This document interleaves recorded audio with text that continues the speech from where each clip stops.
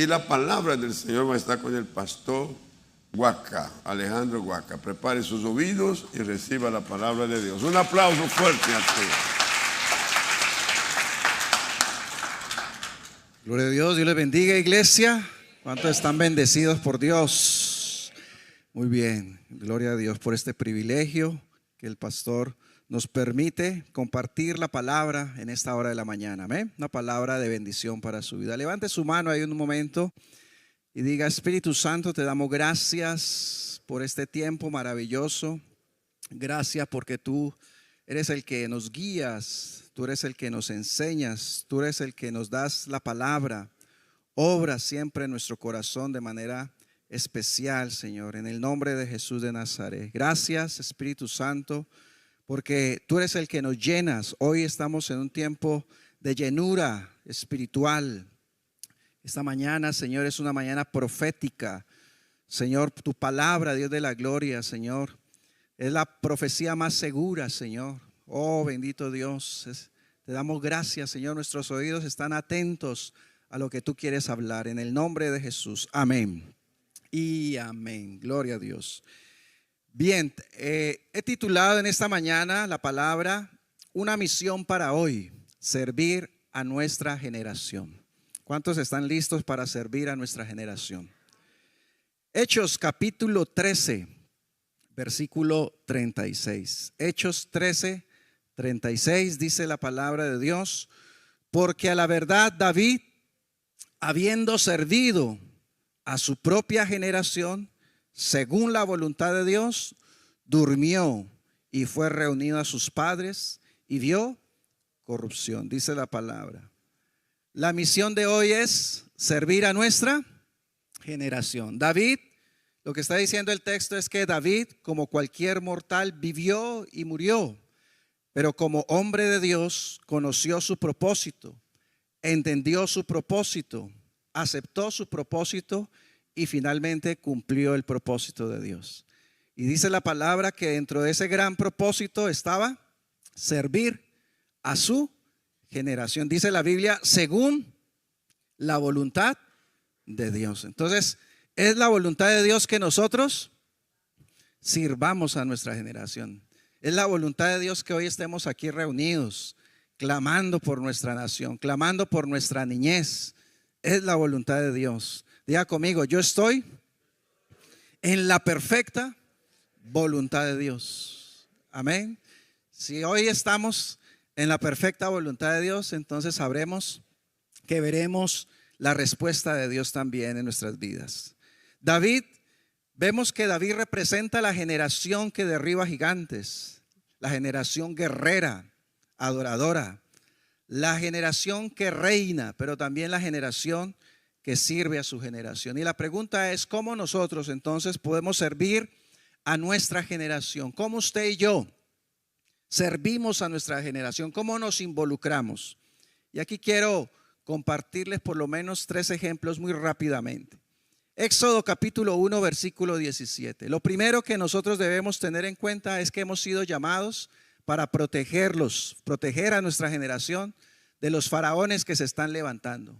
La Biblia dice, Éxodo 1:17, dice así: pero las parteras temieron a Dios y no hicieron como les mandó el rey de Egipto, sino que preservaron la vida de los niños. ¿Sí?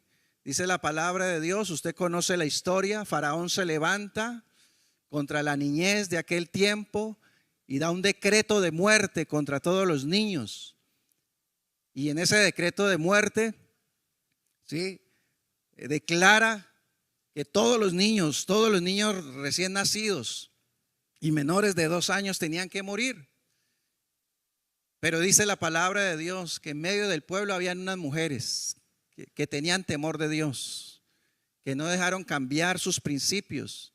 Y dice la palabra, preservaron la vida de los niños. Y nosotros hoy tenemos que identificar los faraones que se están levantando contra la niñez. Tenemos que identificar cuáles son los faraones de hoy. Estamos viendo que se está levantando el faraón de las redes sociales y tenemos que protegerlos de ese faraón. El faraón de la ideología de género. Y ahorita mismo estamos batallando con el faraón de la legislación. Pero la palabra de Dios dice en Isaías 22:33 que Jehová nuestro Dios es nuestro juez, que Jehová nuestro Dios es nuestro legislador, que Jehová nuestro Dios es nuestro rey. Él nos salvará. ¿Cuántos dicen amén? Dios es el que juzga, Dios legisla, Dios decreta y el Señor gobierna y reina en nuestra nación. Así que primeramente está Dios antes que los hombres. ¿Cuántos dicen amén? ¿Por qué el enemigo hace esto? ¿Por qué los faraones se levantan? ¿Por qué se levantan de tiempo en tiempo? Y la razón es muy simple. Dice la palabra de Dios que cuando llegó el anuncio a Jerusalén por medio de los sabios del oriente que iban a ser un salvador, dice la Biblia, Herodes se turbó y toda Jerusalén se conmovió. ¿Y sabe por qué? Porque escuchó que Dios tenía un plan de salvación sobre la tierra. ¿Sabe por qué Faraón se levanta contra la niñez? Porque él está escuchando y él está dándose cuenta que hay un plan de salvación sobre nuestra nación. Porque Dios está interesado en levantar una nueva generación, una generación poderosa, una generación de liberación, una generación de restauración, una generación de prodigios y señales. El faraón de aquel tiempo se dio cuenta que el pueblo estaba creciendo, que estaba creciendo en número y siendo fuerte. Y él estaba escuchando y como que presentía que algo podría pasar y por eso se levanta contra la niñez. Él sabía que se iba a levantar un Moisés. El diablo sabe que el Señor está levantando hombres y mujeres de Dios en este tiempo y está levantando la niñez con un propósito poderoso, y por eso es que se ha levantado contra la niñez, porque sabe que Dios tiene un propósito con nuestra nación, porque sabe que Dios está levantando las familias, los hogares, los jóvenes, porque sabe que Dios tiene promesa para nuestra generación, porque sabe que en este tiempo la promesa de Dios se está cumpliendo. ¿Cuántos dicen amén? Que si hay un tiempo de promesa, es este. Que si hay un tiempo profético, es este. El Señor lo dijo. Los niños profetizarían, los jóvenes tendrían visiones y los ancianos soñarían sueños. El Señor involucra a la niñez, la juventud, aún las personas mayores. El Señor involucra a todos, porque el Señor dice: en este tiempo los quiere usar a todos. Quiere usar a los niños, quiere usar a los jóvenes, quiere usar a los ancianos, quiere usar una iglesia, quiere usar el pueblo, quiere usar la gente que me ha creído y que camina en la promesa de Dios. ¿Cuántos dicen amén? Por ese motivo se levanta Faraón, pero ahí está la promesa de Dios. La promesa en el versículo 21 de Éxodo 1. Y por haber las parteras temido a Dios, dice la Biblia, Él prosperó sus familias. Por haber temido a Dios, por haber servido a los niños, por haber servido a otras familias, Dios prosperó sus familias. Hay gente que dice: pero pastor, yo no me involucro todavía porque es que todavía mi familia no es salva, todavía yo soy el único cristiano. Y el Señor te dice: no, ese no es el orden. El orden es sirva, y cuando usted sirve, entonces Dios se ocupa también de los tuyos. La promesa es: sirve a otros y Dios se ocupará también de los tuyos, de tu casa, de tu familia, de tus hijos, de tus nietos. ¿Cuántos dicen amén? Sí. Mientras usted ora por otros niños, mientras usted ora por otra familia, mientras usted ora por otra persona, Dios se ocupa de los tuyos. El diablo quiere paralizar y avergonzar a las personas y decir: pero es que mi familia todavía falta, es que falta mi papá, mi mamá, es que todavía mi casa no da testimonio. Y eso es una mentira del diablo. Tú ya eres un hijo de Dios y puedes servir a Dios y puedes orar y puedes levantarte en el nombre poderoso de Jesús de Nazaret y cumplir la promesa de Dios. Y cuando tú lo hagas, entonces verás cómo el Señor obra en tu casa. Esa es la promesa de Dios. Y nosotros no podemos detenernos. Hace 15 días recibí una noticia maravillosa. Mientras servimos a Dios, mientras mis padres le sirven a Dios, mi familia le sirve a Dios, hace 15 días una prima por la cual hemos estado orando por mucho tiempo me llamó y me dijo: primo, te tengo una buena noticia. Y yo le dije: ¿cuál? Hace 6 meses estoy yendo a la iglesia. Y quiero decirte que esta vez voy a seguir los caminos del Señor. Sí.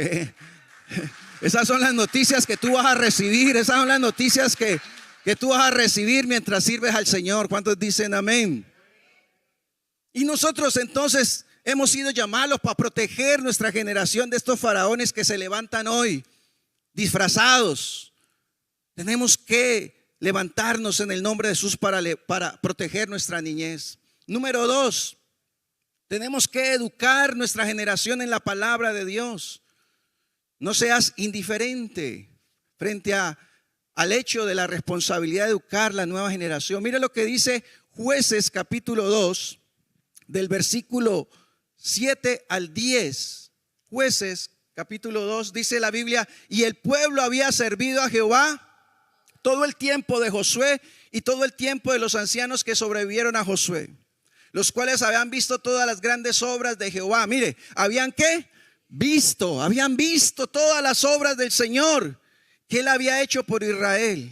Siguiente, por favor. Pero murió Josué, hijo de Nun, siervo de Jehová, siendo de 110 años, y lo sepultaron en la heredad de Timnasera, en el monte de Efraín, en el norte del monte de Gaz. Y toda aquella generación fue reunida a sus padres. Y mire aquí: y se levantó después de ellos otra generación que no conocía a Jehová, ni la obra que él había hecho por Israel. ¿Sí? Y uno dice, pero ¿qué pasó? Nosotros siempre hemos hablado muy bien de Caleb, de Josué, los que tenían un espíritu diferente. ¿Qué pasó con Josué y Caleb? ¿Qué pasó con todos ellos? Ellos vieron las obras del Señor. Ellos fueron testigos de todo lo que el Señor hizo por ellos. Ellos vieron cómo Dios los respaldó. ¿Y qué pasó entonces con esa otra generación? Dice que se levantó otra generación que no conocía al Señor. Ellos vieron las maravillas de Dios. Vieron cómo el Señor peleó por ellos. Esta generación sobrevivió al desierto, vio señales y maravillas de Dios, cruzó el Jordán, peleó y conquistó la tierra, venciendo sus peores enemigos. Pero esta generación se olvidó de sus hijos, de sus nietos. ¿Qué sucedió allí? Hubo una desconexión con la generación que se estaba levantando. No hubo una conexión y se desconectaron. La palabra de Dios dice en Josué capítulo 3, cuando cruzaron el Jordán, que mandaron a levantar, Josué mandó a levantar unas piedras, un monumento, para que cuando los hijos pregunten qué sucedió, qué significan esas piedras, digan que el Señor hizo una maravilla allí. Al final de los días, Josué hizo un pacto con el pueblo para servir a Dios y colocó de testigo una piedra. Levantó una piedra, un monumento. Josué era de monumentos, de piedras, para cruzar el Jordán, y al final de su día de monumentos. Por eso después el apóstol Pedro en el Nuevo Testamento dice que usted y yo somos piedras vivas. Es decir, no podemos dejar la responsabilidad de la palabra de Dios a piedras muertas. Tenemos que darle la responsabilidad a piedras vivas, que son los hijos de Dios. ¿Sí? Josué pensó en algún momento que las piedras iban a hablar. Él dijo, en una de las expresiones dice, la piedra hablará, dice, las piedras hablarán. Las piedras no hablan, mi hermano. Los que hablamos somos usted y yo. No podemos permitir que el mundo hable por nosotros. No podemos permitir y dejar que el gobierno hable por nosotros, que los de afuera no. El mensaje es nuestro, el mensaje es de la iglesia. El mensaje de salvación es tuyo y mío. El mensaje de restauración es tuyo y mío. El mensaje de la ética, de la moral, está en la iglesia. La iglesia es la reserva moral de este tiempo. Y es la iglesia la que se tiene que levantar para hablar y educar a nuestros hijos en el nombre de Jesús. ¿Cuántos dicen amén? Por eso tenemos, hermanos, que cumplir con ese mandamiento de Dios. Y así se cumplirá la promesa. La promesa dice, yo haré que el corazón de los padres se vuelva a los hijos y el corazón de los hijos se vuelva a los padres. Todo empieza con el corazón de los padres. Los padres, nosotros nos volvemos a los hijos. Y entonces ellos se volverán a nosotros. Somos nosotros los responsables de conectar con la otra generación, con la generación que se levanta. Escuché por allí de repente a alguien decir lo siguiente: me invitaron a un campamento de jóvenes y yo fui muy honesto y muy sincero, decía aquella persona. Yo no sirvo para predicarle a los jóvenes, le dije al pastor, así que invite a otro. Ay, Dios mío bendito, santo Dios. ¿Cómo va a decir eso, hermano? Hemos sido llamados para educar a los jóvenes, a los muchachos. Hemos sido llamados para hablarles a la nueva generación. Dios ha puesto una palabra en tu boca de sabiduría, de conocimiento, de ciencia, una palabra de bendición para levantar, para restaurar, para guiar. Si no lo hacemos nosotros, entonces ¿quién lo va a hacer? Somos nosotros los que Dios ha escogido. ¿Cuántos dicen gloria a Dios? Diga conmigo, es mi responsabilidad educar la nueva generación. Y por último, la otra responsabilidad nuestra es recuperar la autoridad. Diga conmigo, recuperar la autoridad. La nueva generación necesita padres de fe y autoridad. Marcos capítulo 9 versículo 17. Marcos 9, 17 y con esto terminamos. Marcos 9, 17. Hay mucho por decir, pero vamos a respetar el tiempo. Dice la Biblia: y respondió uno de la multitud, dijo: Maestro, traje a ti mi hijo, que tiene un espíritu mudo, el cual donde quiera que le toma le sacude y echa espumarajos y cruje los dientes y se va secando. Y dije a tus discípulos que lo echasen fuera. ¿Y qué pasó? No pudieron. Y respondiendo él les dijo: oh generación, ¿cómo es la generación? Incrédula, ¿hasta cuándo he de soportarlos? ¿Hasta cuándo los he de soportar? Tráigamelo. Versículo siguiente. Y se lo trajeron. Y cuando el Espíritu vio a Jesús, y cuando vio a Jesús, sacudió con violencia al muchacho, quien cayendo en tierra se revolcaba echando espumarajos. Siguiente. Jesús preguntó al padre: ¿cuánto tiempo hace que le sucede esto? Y él dijo: desde niño. Y muchas veces le echan el fuego y en el agua para matarle, pero si puedes hacer algo, ten misericordia de nosotros y ayúdanos. Jesús le dijo: si puedes creer, al que cree todo le es. E inmediatamente el padre del muchacho clamó y dijo: creo, ayuda a mi incredulidad. Y cuando Jesús vio que la multitud se agolpaba, reprendió al espíritu inmundo diciéndole: espíritu mudo y sordo, yo te mando, sal de él y no entres más en él. Aleluya. Y Dios lo liberó. Póngase de pie. Eso se llama autoridad, hermano. No puede ser que los padres hayan perdido su autoridad. Esta historia es como una historia, como decimos nosotros, el colmo. El colmo que el papá haya perdido la autoridad. El colmo que después vienen y lo traen a los discípulos y tampoco lo puedan hacer. El colmo. Por eso Jesús dijo: generación incrédula. No, necesitamos una generación de fe, una generación de autoridad. ¿Cuántos dicen amén? Una generación de autoridad.